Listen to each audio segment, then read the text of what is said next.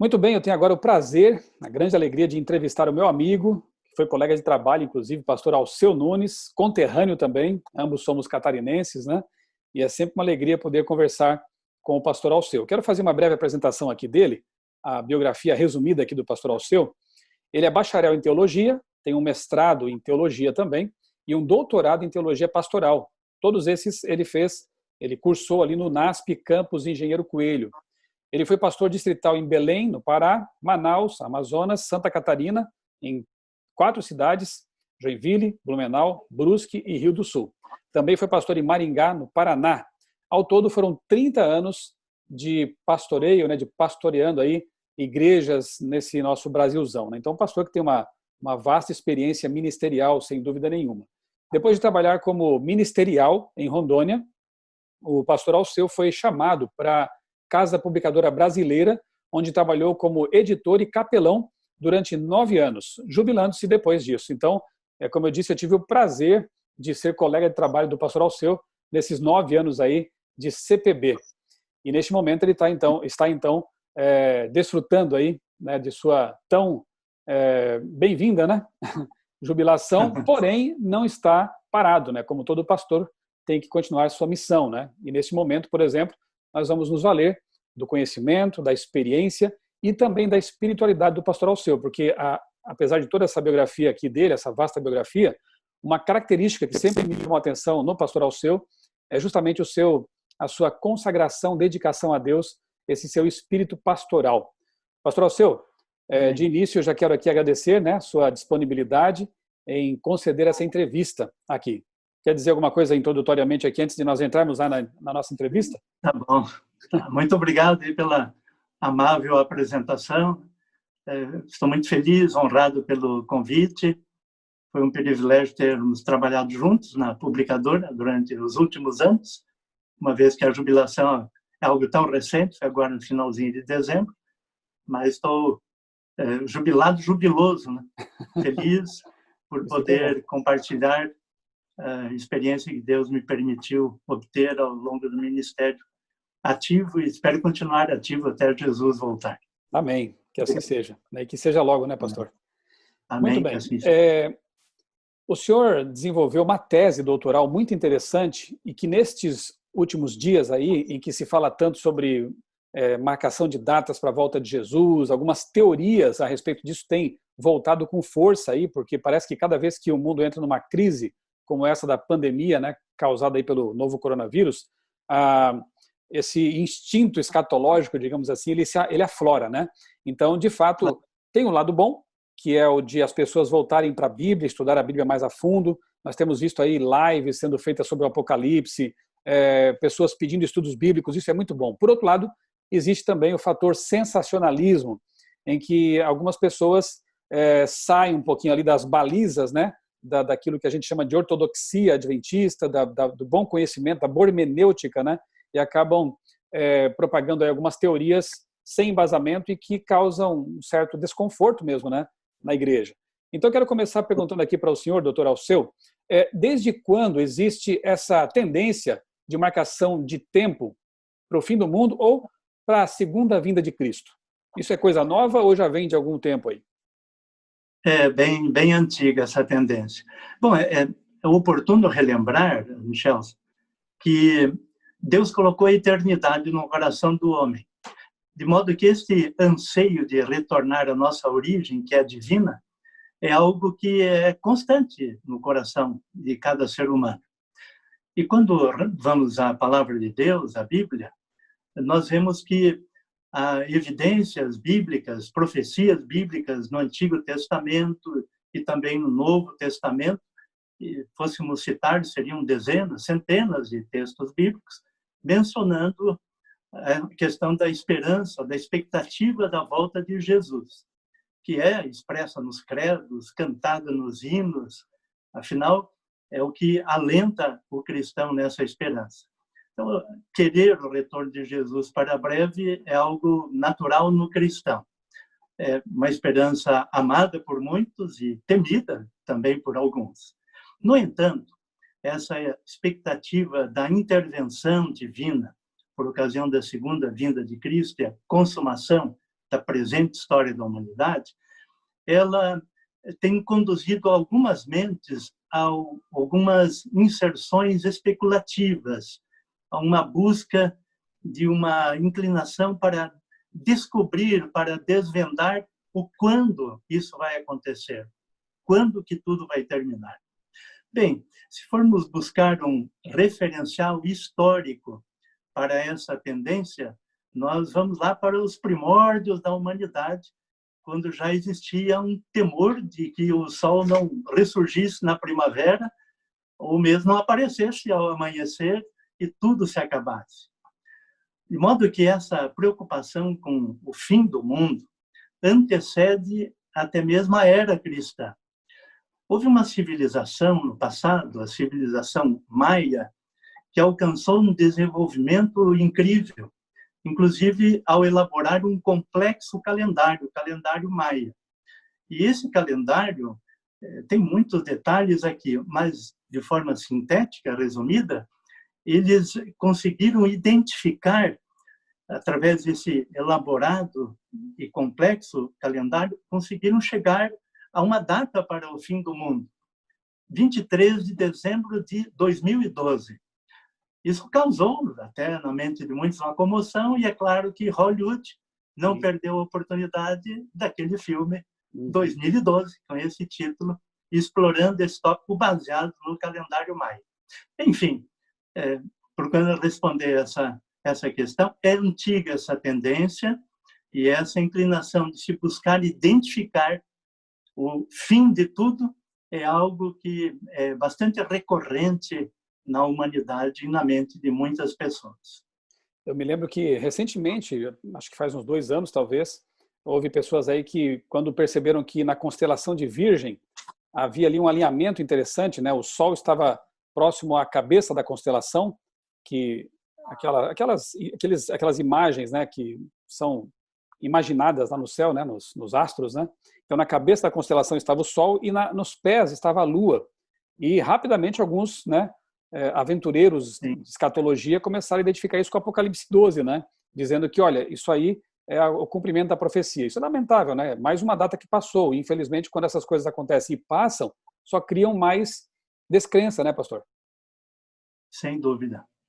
Ok.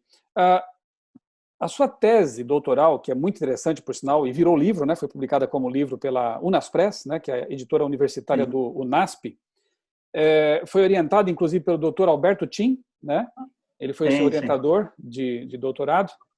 Então, a pergunta é a seguinte: o que motivou o senhor a trabalhar nesse tema, marcação de datas para o fim do mundo e para a segunda vinda de Cristo? Por que o senhor buscou estudar exatamente esse assunto?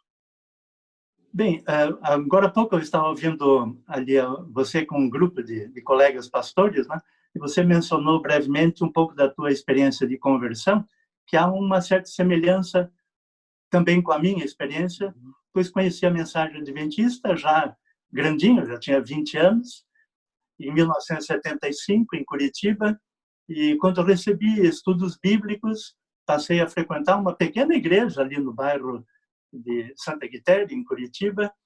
Eu logo percebi nos estudos bíblicos, nas mensagens que eu ouvia, nas pregações, de que a igreja adventista que eu estava frequentando e estava me decidindo até pelo batismo, tinha uma forte pregação a respeito do fim de todas as coisas, a consumação de tudo com a segunda vinda de Jesus. De maneira que, ao fazer parte da igreja, eu sabia que estava me unindo ao movimento, a uma denominação que pregaria a volta de Jesus, como isso fazendo parte do seu DNA. E não só do DNA, como está no próprio nome da igreja, né? Somos adventistas, cremos no advento, e isso faz parte da nossa pregação. E logo eu me decidi de ir para o IAE, depois o NASP, e no finalzinho de 75, naquela época estudava-se um livro, era o livro do ano, esse livro aqui, Preparação para a Crise Final. Aí percebi ali um movimento entre os estudantes do seminário de teologia, que alguns até não anteviam a possibilidade de concluir o curso teológico, porque os acontecimentos estavam se desenvolvendo, desencadeando de maneira tão rápida, que o fim chegaria antes deles concluírem o 4º ano teológico naquele tempo. Eu acredito no fervor cristão de muitos. Alguns comentários, por exemplo, já ouvi falar que o decreto está para ser assinado, há indícios de que o decreto dominical já está prontinho e que começará uma perseguição contra os guardadores do sábado, e tudo isso vai ocorrer muito em breve, as instituições vão fechar, nossas escolas e tudo mais. Aí aquilo me chamou a atenção, uma certa comoção, um pouco, não com tanto exagero, mas havia esse tipo de expectativa para algo muito breve, né? Mas depois que concluí o teológico, como se evidencia, não aconteceu os eventos temidos naquela época, na década de 70, e ao concluir o teológico, assumi algumas igrejas, norte, sul do Brasil, e me lembro que em uma delas, em um sábado de manhã, um pregador convidado, com uma oratória envolvente, ele prendeu a atenção da igreja até quase a 1h da tarde, num sábado pela manhã, com uma mensagem em torno do Apocalipse, em que ele mencionou a proximidade do presidente norte-americano com o Papa. E que aquela proximidade, ele ilustrou ali com alguns slides, mostrando um cumprimentando o outro, e disse, olha, estão dando as mãos, cumprindo Apocalipse 13, e aí ele disse, inclusive, olha que curioso o nome desse presidente, Ronald tem 6 letras, Wilson tem 6 letras, Reagan tem 6 letras, 666, 666, é a besta do Apocalipse, é o último presidente, é o último Papa. E aquilo causou na igreja ali uma expectativa, um certo frenesi, até não muito saudável para a expectativa cristã da segunda vinda de Cristo, porque logo já estava se pensando que começariam perseguições em virtude de imposição de decreto. Então, este problema foi me preocupando. Não a mensagem de que Jesus em breve virá, é um alento, mas a minha preocupação é uma tendência entre nós, crentes na segunda vinda, às vezes procurarmos algumas supostas evidências para fortalecer essa esperança. E essa forma de raciocinar não muito bíblica, ela me preocupou e me levou um dia, quando eu tive oportunidade, o Dr. Tim me estimulou, disse, esse é um tema relevante, vai firme, e eu vou firme se o senhor me ajudar. E foi uma tremenda ajuda, né? Eu brinco com ele, disse que ele foi um tanto carrasco, mas depois ele foi uma bênção, né? Que me mandava ler dezenas de livros e nunca terminava a bibliografia, mas ele queria que realmente estivesse bem consubstanciada a argumentação, bem embasada em muitos autores, né? E valeu a pena, mas foi isso que... Sim. Então, foi isso que me levou a pesquisar o tema, por perceber uma tendência não muito saudável e, às vezes, um alarmismo recorrente, algo que acaba se repetindo em ondas, né? Em uma época por um motivo, outra época por outro, né? Proximidade do ano 2000 era uma, e outras assim por diante. Então, foi esse o motivo que eu trabalhei no tema. Que bom que o senhor trabalhou nesse tema, né? Porque agora está se mostrando mais uma vez bastante relevante o assunto, né? O senhor falou aí do ano 2000, eu me lembro que quando eu me tornei adventista, lá no começo dos anos 90, eu confesso que havia uma expectativa ali, né, com o ano 2000, talvez por influência de uma máxima evangélica que não é bíblica, né? 1000 passará, 2000 não passará, mas passou, né? Passou. Então, talvez houvesse aí uma contaminação por essa ideia, e eu me lembro que havia realmente uma expectativa. Passou, e depois vieram outras datas, né, anunciadas por pregadores e, né, por aí, prognosticadores, calendário maia, como o senhor bem disse aí. Só que o importante, né, eu sempre tenho dito em minhas pregações também, que por mais que a gente saiba que realmente está próximo e vai se aproximando o dia da volta de Cristo, né, nós não podemos nos prender a datas, porque Cristo não quis que nós fizéssemos isso, né? Não nos compete saber os tempos nem as estações, né, que o Senhor marcou, né? isso está lá em Atos. Jesus também diz nos evangelhos que ninguém sabe o dia e a hora e nem deve saber, porque realmente o nosso preparo tem que ser diário, constante. Graças a Deus, o ano 2000 passou e eu não perdi a fé, porque a minha fé está ligada a Cristo, na promessa dele, que vai se cumprir no tempo certo, no tempo que Deus sabe ser o tempo dele, né? Então, outra coisa que eu quero aproveitar para dizer aqui, o senhor mencionou aí um pregador que falou sobre o encontro do Papa com Reagan, né? Infelizmente existem também essas pessoas que aproveitam essas notícias sensacionalistas e existem também aqueles que fabricam fake news, né? E eu fui alvo de uma delas aí alguns anos atrás. De vez em quando esse vídeo ele volta, né, por aí nas redes sociais e me traz bastante dor de cabeça. Eu algum tempo atrás gravei no meu canal aqui, divulguei no meu canal um vídeo criticando, comentando justamente uma falsa notícia de que o decreto dominical teria sido aprovado ali pelo Papa. Há dois erros aí, e eu quero comentar o primeiro. O primeiro é que eu estava... Eu lembro disso. Lembra, né? Eu estava simplesmente reportando a falsa notícia, a fake news, para depois criticá-la.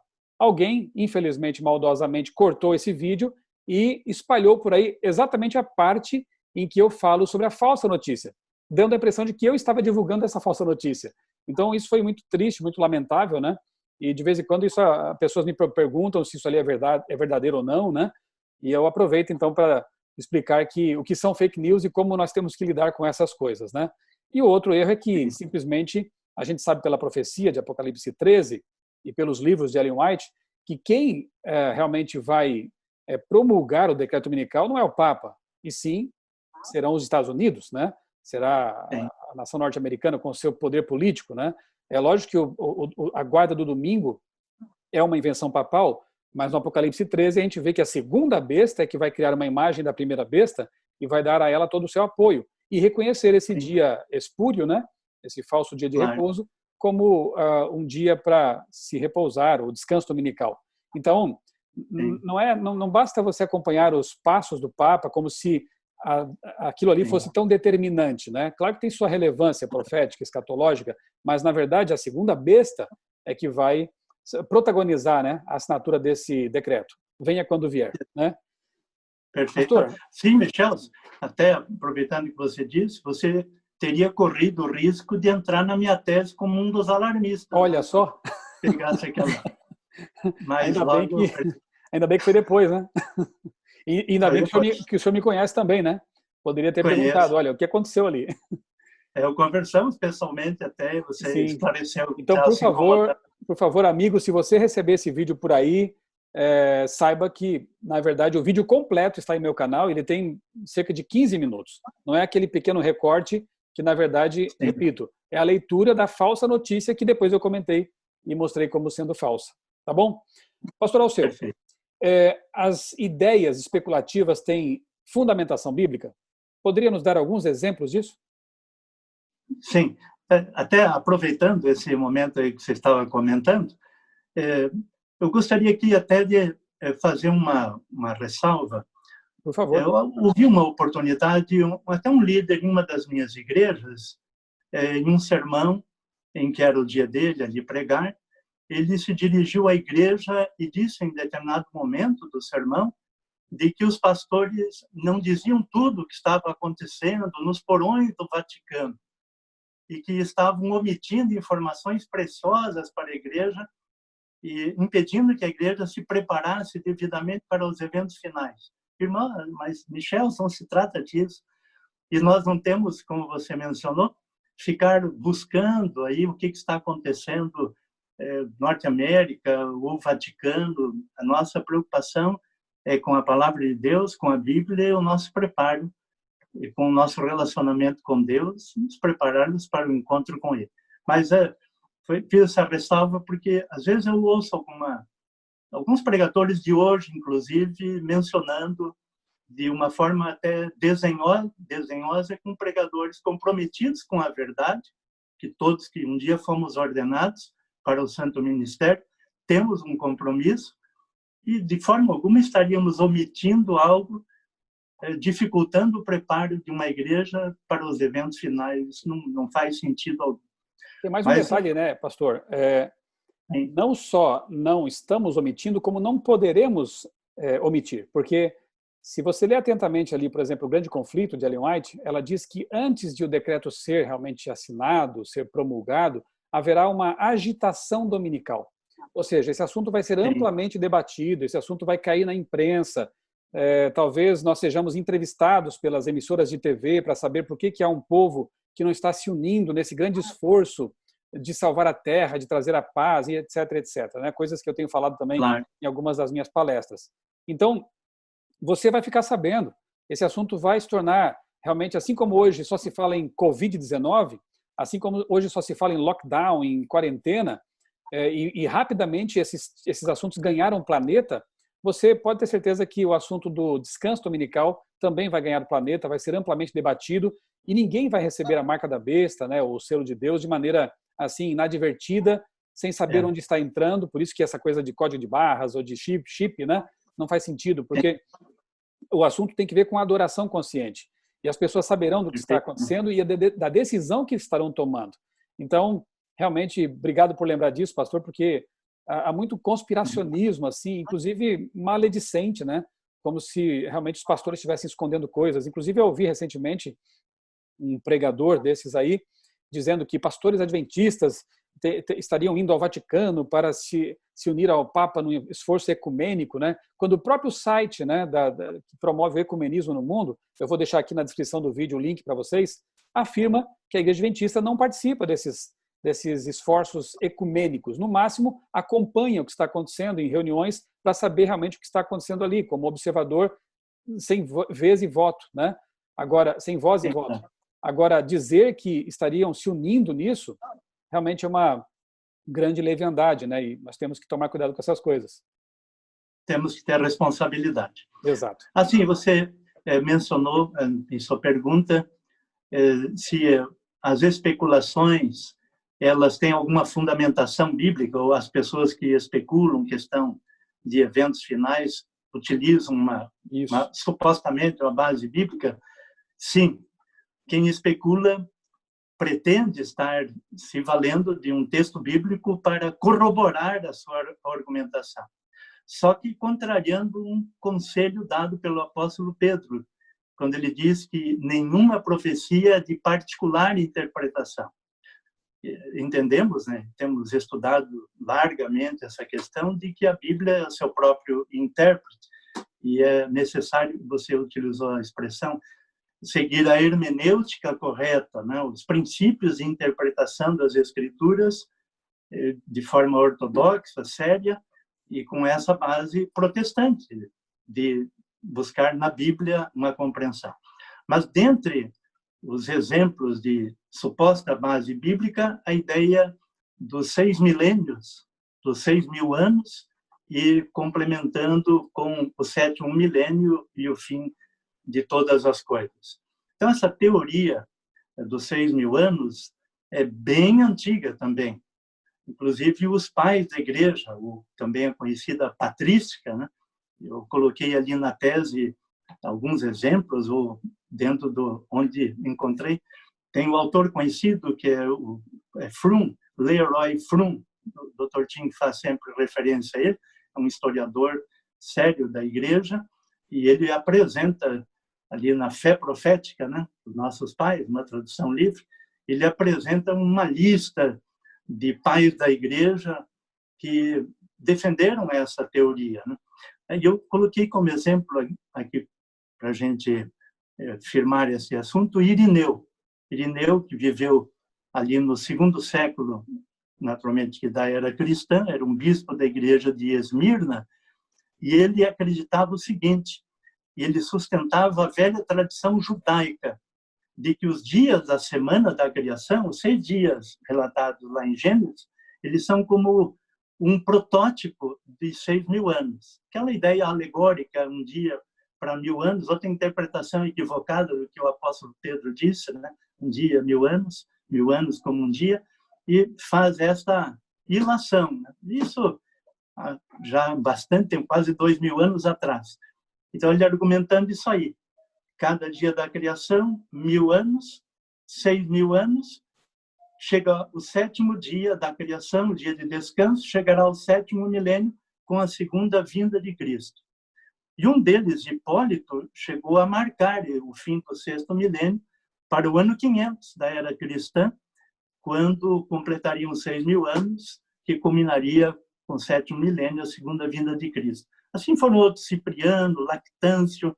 Lactâncio, ele disse que Jesus retornaria, mas não seria antes da queda de Roma, que ocorreu no ano 476. Então, já estava ali lançando para o ano 500, né? Um pouquinho depois do ano 476. Depois desses pais da igreja, nessa fase, aí Agostinho escreveu A Cidade de Deus, um grande teólogo, né? Mas aí a igreja perdeu essa característica, essa aura de imediatismo, pois, afinal, segundo Agostinho, a terra, agora a igreja estabelecida na terra, era o reino de Deus, né? Mas muitos já têm essa base aí, essa ideia dos 6.000 anos, culminando com o sétimo milênio, já há bastante tempo, e ela retorna mesmo agora, em nossos dias, né? Eu tenho aqui, até extraí aqui um artigo de um colega nosso também, trabalhou na casa publicadora, e eu acrescentei aqui nos anexos da tese, Márcio Dias Guarda. Ele escreveu na revista em novembro de 1991. Na época, havia uma certa agitação com a proximidade do ano 2000. E aí a história dos 6.000 anos, você até mencionou o ditado popular, que até muitos fazem uma mistura de Nostradamus, e aí entra o ano 2000, como completando os 6.000 anos, né? E aí seria o fim de todas as coisas. E ele, nesse artigo, 1991, que ele deu esse título aqui, o quando se torna um problema. E ele disse assim, colocou aqui, inclusive com um texto aqui do comentário bíblico adventista, na Bíblia não há nenhum período profético de 6.000 anos. Isso se originou na mitologia antiga, persa e etrusca, por exemplo, e em analogia judaica dos dias da criação. Foi cristianizado pelos pais da igreja e persistiu durante muito tempo depois de Ussher, James Ussher, que elaborou aquela cronologia e que chegou ao ano 4.000 a.C. e, posteriormente, ele foi mais preciso, 4.004 a.C., como a data da criação. Bem, há toda uma argumentação que desconstrói essa ideia de tanta precisão cronológica para se chegar ao fim dos 6.000 anos, como agora até alguns grupos, né? Recentemente visitei uma igreja, a pedido do presidente de uma associação, que estamos chegando a uma data, aí um ano, né? 2027, estão chegando a datas precisas, até baseadas em genealogia do Antigo Testamento. O Dr. Tim fez referência que, embora ela seja melhor, não com tanta precisão, mas é melhor do que do Novo Testamento, que há lapsos maiores, né, nessas genealogias, mas que elas não dão base para que se argumente com tanta determinação, com tanta precisão matemática, né, o fim de tudo. Mas esta ideia dos 6.000 anos, essa teoria, né, tem aqui citações de Ellen White, né, refutando, porque ela utilizou isso dos 4.000 anos, aí a vinda de Cristo, a primeira vinda de Cristo após 4.000 anos de pecado. Depois ela fala em 6.000 anos, e alguns tomam isto como ela sendo uma cronologista, uma especialista, né? O filho dela disse aqui, quanto aos escritos de minha mãe, ela não se apresenta como autoridade de história ou cronologia. Mamãe, disse o filho de Anne White, nunca considerou que os nossos irmãos a reputassem como autoridade no tocante a pormenores de história ou de datas históricas. Então, ela nunca pretendeu ter essa precisão, não foi uma determinação taxativa de exatidão de 6.000 anos, a ponto dela ser usada como uma fundamentação para se crer nessa questão. Então, esse é um dos pontos utilizado por alarmistas, né, que querem buscar aquilo que Deus não revelou. Pastor, então, Tem só para frisar, né? Quer dizer, essa teoria dos 6.000 anos é bastante antiga, como a gente percebeu, né? E se baseia realmente numa cronologia não precisa. Mas os adventistas que atualmente advogam essa ideia, inclusive alguns que entendem 2027, né? Ou 2031, dependendo do ponto de partida que alguns tomam, dizem que fundamentam essa conclusão com base nos escritos de Ellen White. Mas então Ellen White nunca foi precisa com respeito a isso também, né? Porque, pelo que eu me lembro, ela fala quase cerca de alguma coisa assim, né? Outras vezes ela fala, quer dizer, percebe-se assim um arredondamento, né, do tempo. É mais ou menos isso mesmo? Sim, sim. E um detalhe que não pode ser omitido quando se fala em Ellen White é de que ela diz que a última data profética é de 22 de outubro de 1844. A última data em profecia nas Escrituras, profecia de tempo é esta. Não há nenhuma outra profecia, de modo que é um terreno especulativo né?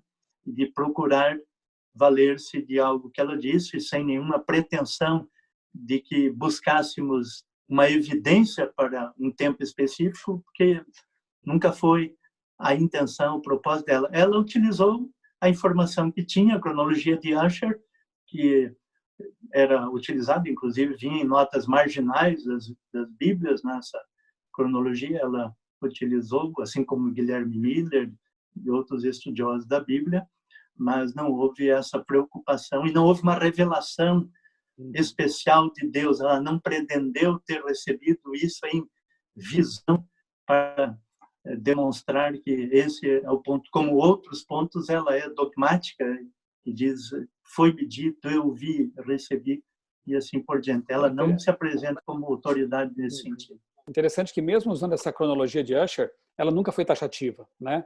De afirmar que, olha, nessa data isso vai terminar, né?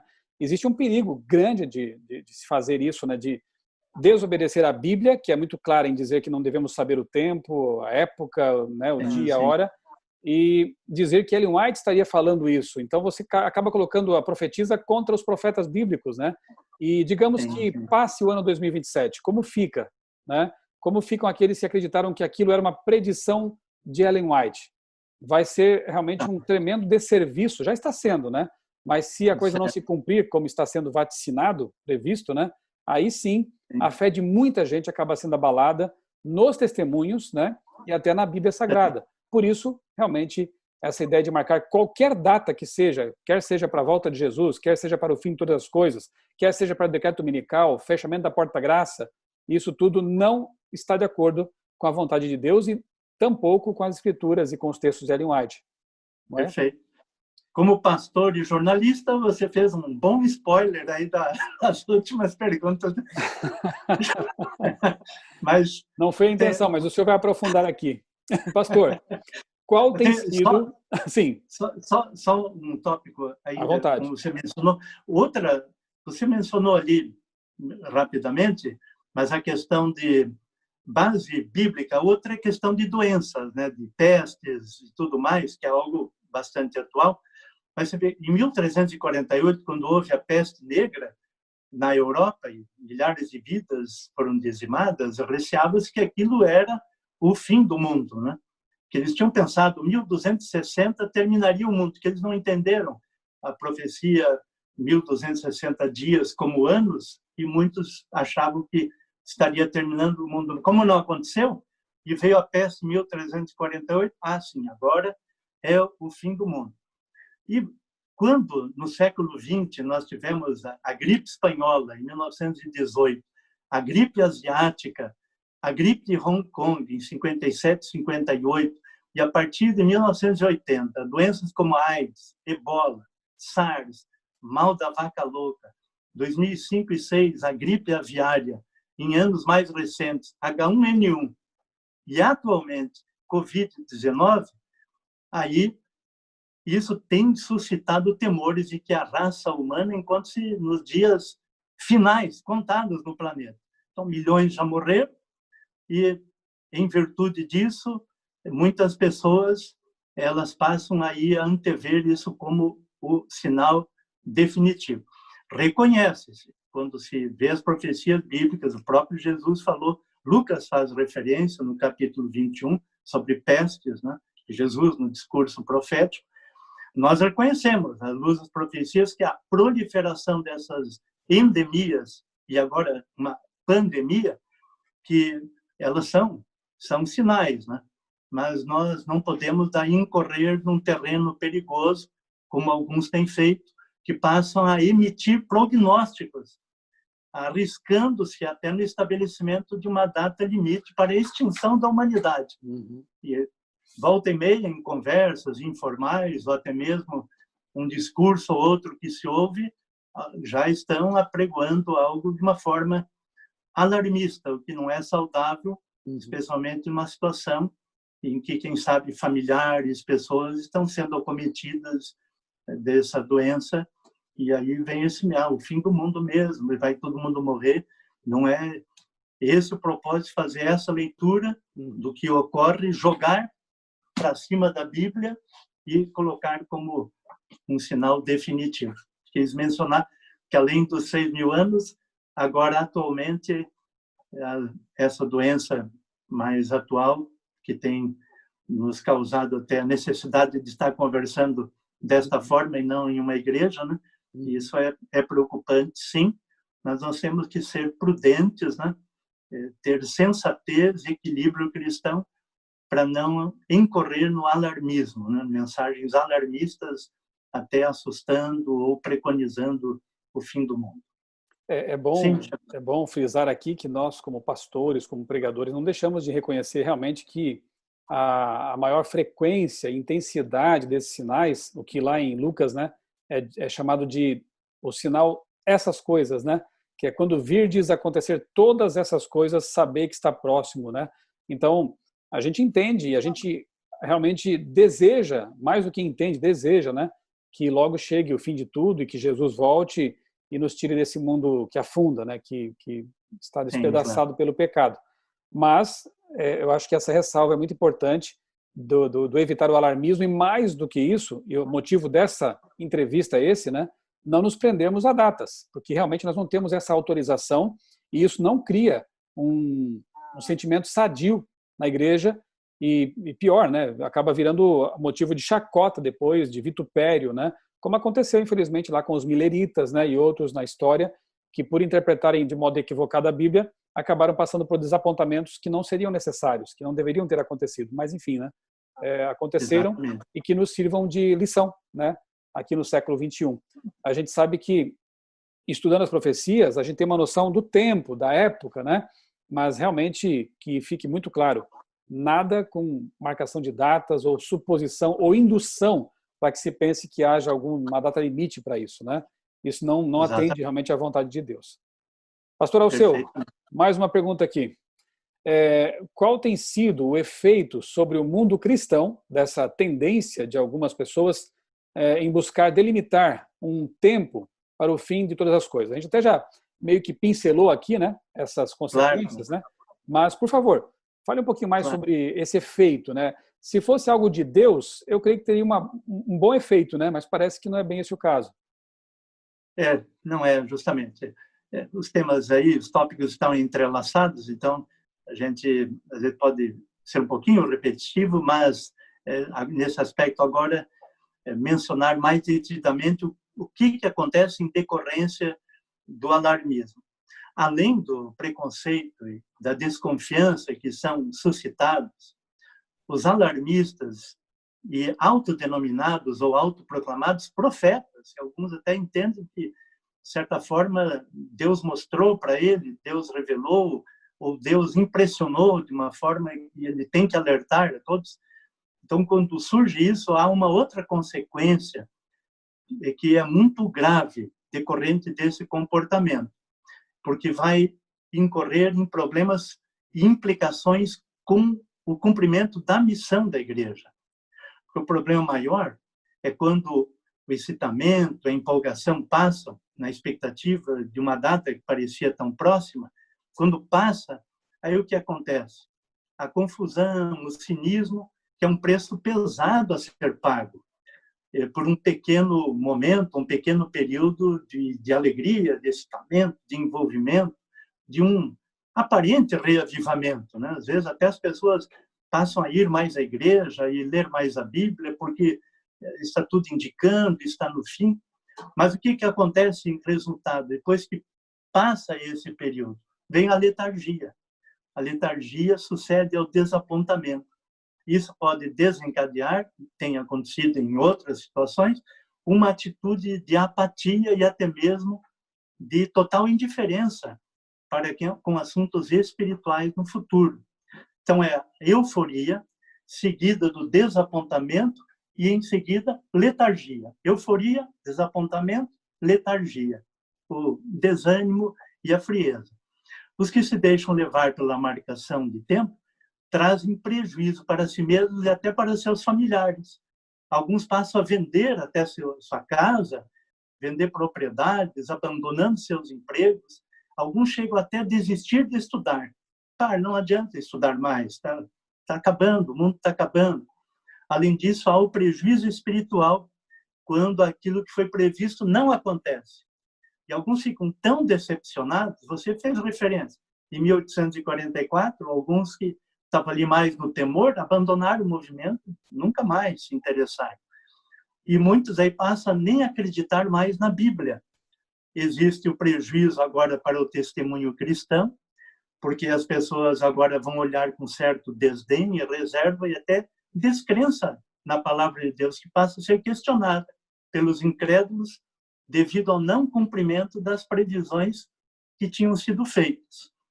Essa atitude alarmista e especulativa é extremamente prejudicial ao cristianismo. Então, aqui sintetizando, concluindo aqui como resposta, né?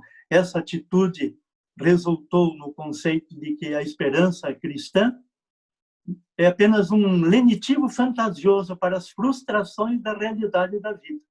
As pessoas têm que se apegar a uma esperança, então se apegam a uma esperança, Jesus volta, o fim do presente sofrimento termina, aí dá margem para Karl Marx, é aquela ideia de que a religião é o ópio do povo, como uma espécie de uma droga injetada, ou inalada, ou sei, qualquer forma, uma droga que a pessoa utiliza para ter aquele momento de alegria, de bem-estar, mas depois vem o efeito negativo dessa droga, que passa, além de trazer o opróbrio sobre a causa, né?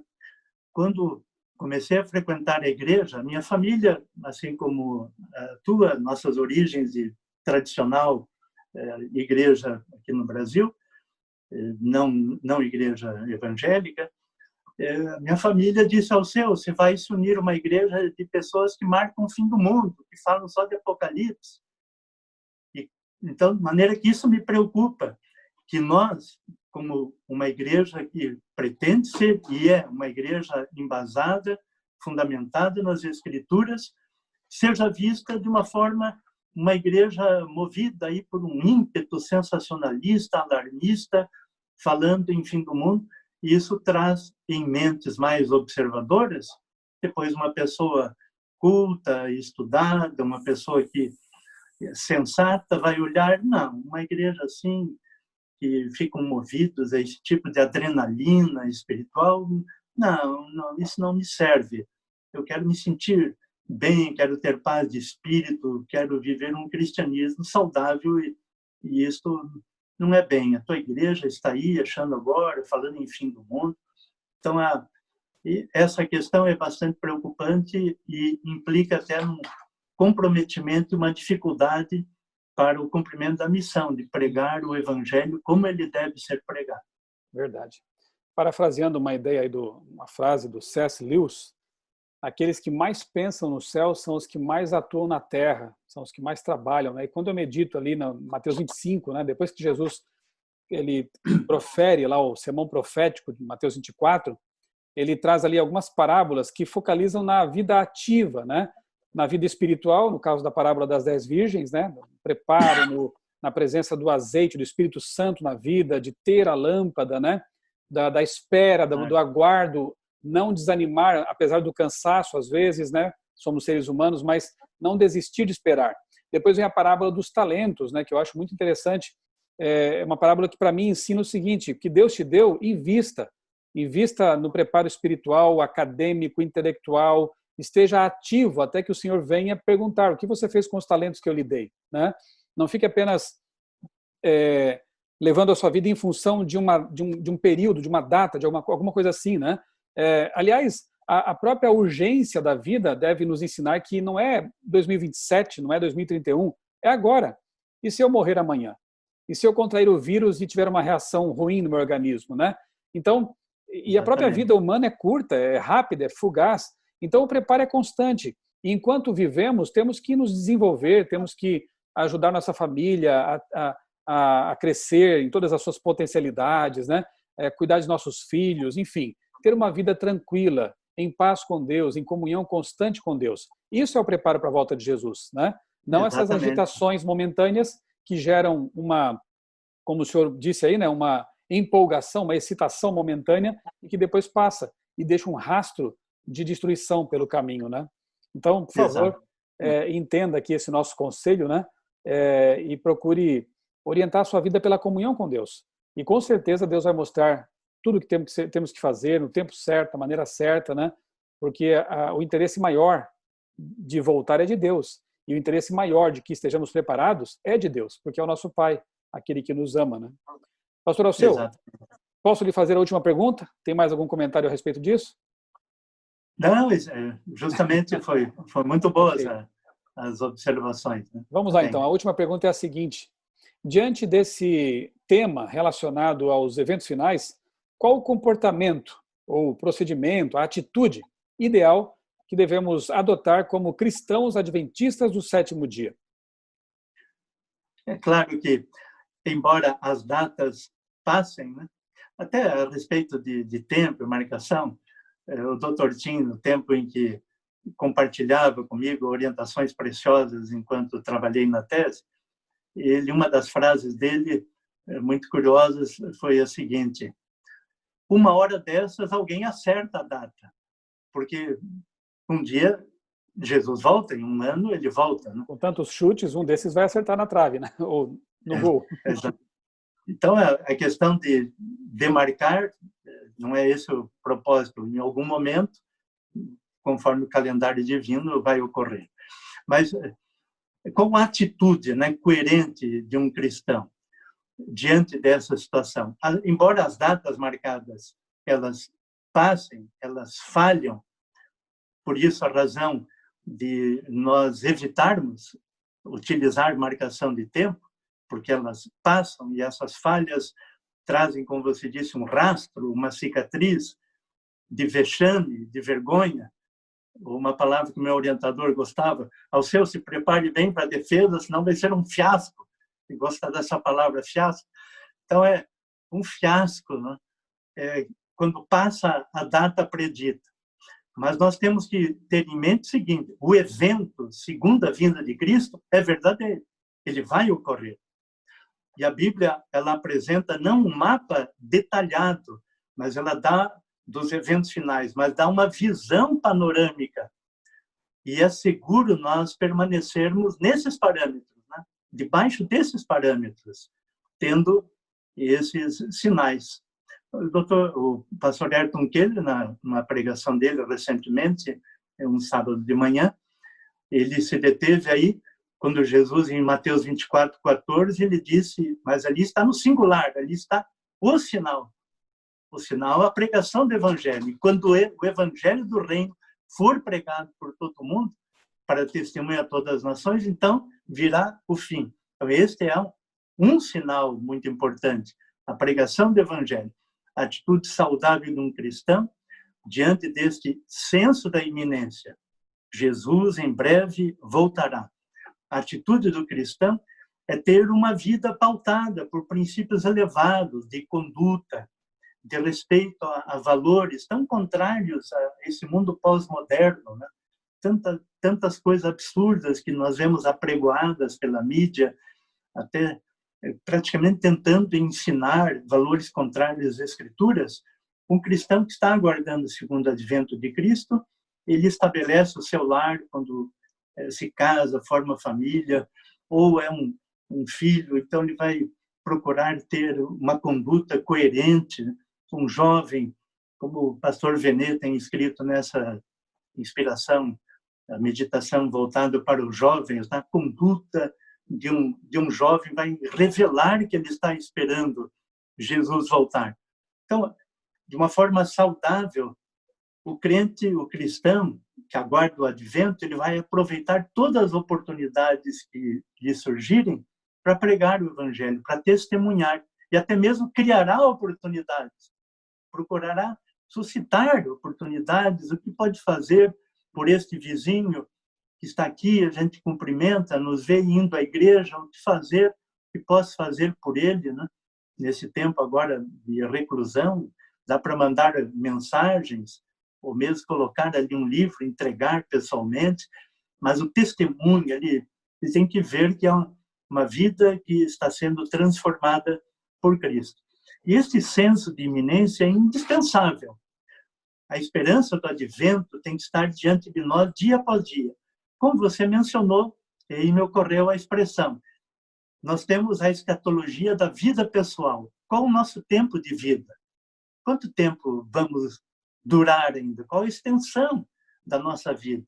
Quando lemos a Bíblia, a palavra de Deus, Moisés diz que a vida passa rapidamente, nós vamos, é como a relva, né? Está verdinha, depois seca, como a flor, desaparece. Nossa vida tem um tempo, uma duração, e até Jesus voltar, nós sabemos que cada dia que passa é uma contagem regressiva da nossa vida, mas na esperança cristã é um dia mais próximo para a segunda vinda de Cristo.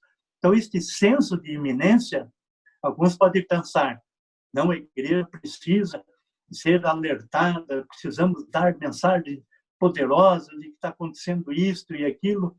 O senso de iminência é diário, é contínuo. Hoje o pastor Adolfo Soares pregou a mensagem que pudemos acompanhar no Novo Tempo, pela manhã, e ele Até é bom utilizou... dizer que, pastor, que esses sermões que o senhor mencionou, tanto do pastor Ayrton Keller quanto do pastor Adolfo, estão disponíveis lá no site, né, Adventistas Brasil, no canal no YouTube, Adventistas Brasil. Você pode ali acompanhar bons sermões, né, que foram apresentados por líderes da igreja na América do Sul. Só para pontuar aí. Ótimo.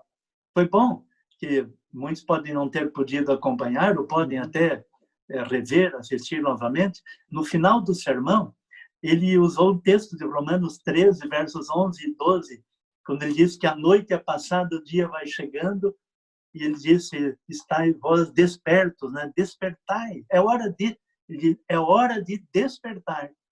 Então, é hora de despertar. Por causa do Covid, por causa de decreto, por causa de teorias que estão aí pelo ar? Não! É por causa de Jesus. Até foi bom lembrar, meu querido orientador, está aqui também um texto que ele fez referência a um artigo que ele escreveu, O Centro da Nossa Esperança, na revista Adventista, tem aqui incluído no anexo, o centro da nossa esperança não são os sinais, é a pessoa de Jesus.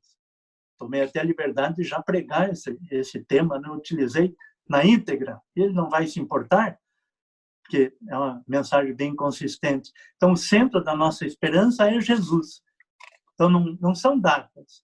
Tem irmãos fervorosos que às vezes me ligam e perguntam, então, pastor, o seu, e agora é o fim, e o que o senhor acha disso?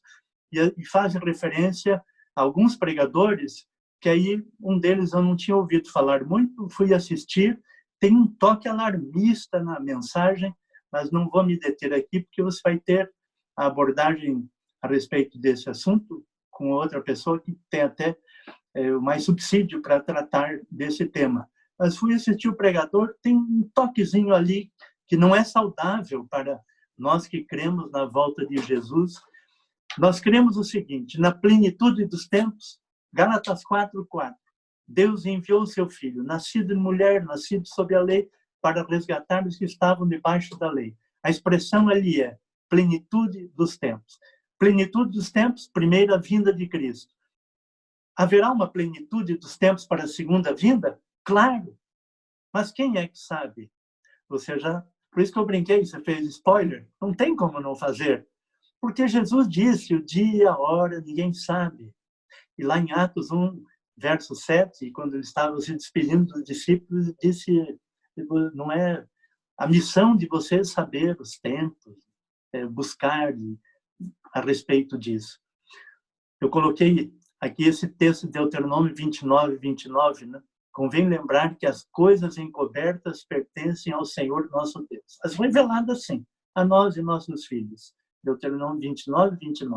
Encoberto pertence a Deus. Jesus disse, a respeito daquele dia e hora, ninguém sabe, nem os anjos do céu. E Jesus, na sua vinda à Terra, abriu mão de dar essa informação, como ser divino, poderia tê-lo feito, mas nem o Filho. Não era a missão dele revelar, somente o Pai, um conhecimento reservado. Portanto, não nos cabe viver à mercê ou em busca, cavilando, especulando, buscando recortes. Antigamente, recortes de jornal. Eu estou bem nos anos 70, não, 80. Antigamente, eram muitos recortes de jornal. Hoje são vídeos e YouTube, e mensagens alarmistas para todo lado. De América do Norte, de Europa e de Brasil, todo lado. Não é isso que nós precisamos. Precisamos estar continuamente com a nossa mente voltada para Cristo, minha comunhão com Ele, e o cumprimento da missão. Você fez referência, e o Dr. Tim também mencionou isso ali, ir para o campo, né? A hora de ir para o campo.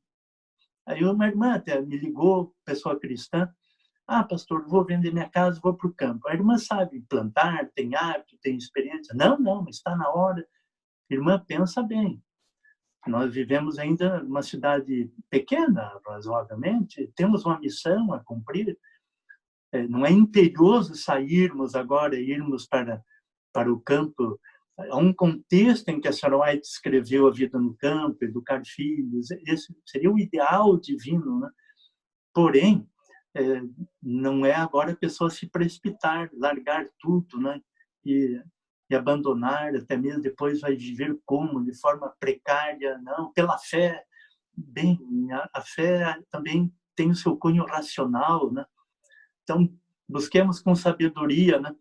Vivermos este momento solene da história do mundo. E isso já há algum tempo. Porque a nossa maneira de ver o tempo, de analisar o relógio, o cronograma, é de uma forma, a de Deus é outra. A de Deus é outra. É diferente. Aí que Pedro disse, 1000 anos para o Senhor, ele não está detido, não está preso ao tempo. Mas nós achamos que o tempo está passando, já é hora. Quem vai dizer que já é hora é Deus, pelo decreto, quando Jesus disser, é hora. Basta. Perfeito. Está feito. Pastor Alceu, muito obrigado por compartilhar aí parte do seu conhecimento, das suas pesquisas e principalmente da sua experiência ministerial. Isso é muito importante. Eu gosto muito de ouvir pastores mais experientes, pastores que têm uma larga experiência na causa de Deus e principalmente quando são pessoas dedicadas a Deus de todo o coração. E por isso eu convidei para participar aqui deste vídeo, cujo objetivo, acho que é bom reforçar, não é combater essa ou aquela pessoa, afrontar ninguém, é tão somente tratar de ideias e ajudar a igreja, ajudar os irmãos, as pessoas que tomarem conhecimento desse conteúdo, a tomarem decisões mais assim sensatas, ponderadas, baseadas em oração e estudo da Bíblia. O pastor Alceu falou aí da época dos compartilhamentos, né, no nosso tempo de... Eu também peguei essa fase aí dos recortes de jornal, né? Mas hoje a coisa está mais complicada, porque se por um lado é muito bom ter acesso facilitado à informação, por outro, nem sempre essas informações são filtradas, são seguras, são confiáveis. Muitas vezes se trata de águas poluídas, não águas puras, né? Então, que nós possamos aprender, nesse mar de informações, a saber realmente obter aquilo que vale a pena, aquilo que edifica, aquilo que vai nos fazer crescer espiritualmente, intelectualmente, né? Desenvolver esse senso de desconfiança, muitas vezes, de certas mensagens que parecem ser baseadas na Bíblia, mas, como o pastor Alceu nos mostrou aqui, nem sempre o são. Apenas usam a Bíblia como ali um trampolim, mas depois vão longe, né, da mensagem da Bíblia. Então, tome cuidado com esses vídeos, com essas mensagens que chegam até você. Procure investigar, procure verificar se essas coisas procedem, né? E, sobretudo, buscar fontes seguras, repito, águas limpas, águas cristalinas, a fim de saciar a sua sede da verdade. Pastor Alceu, o senhor poderia fazer uma oração para nós encerrarmos, então, esse vídeo? Pois não? Então, vamos orar a Deus.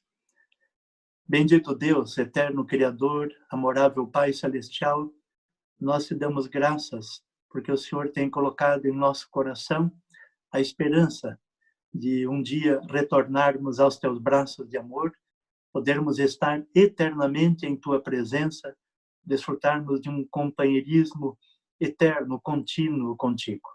Agradecemos pela revelação da tua palavra, que nos dá segurança, estabilidade, firmeza, sabedoria para a tomada de decisões no dia a dia. O Senhor nos tem orientado também no que diz respeito ao nosso preparo para o encontro com o Senhor Jesus.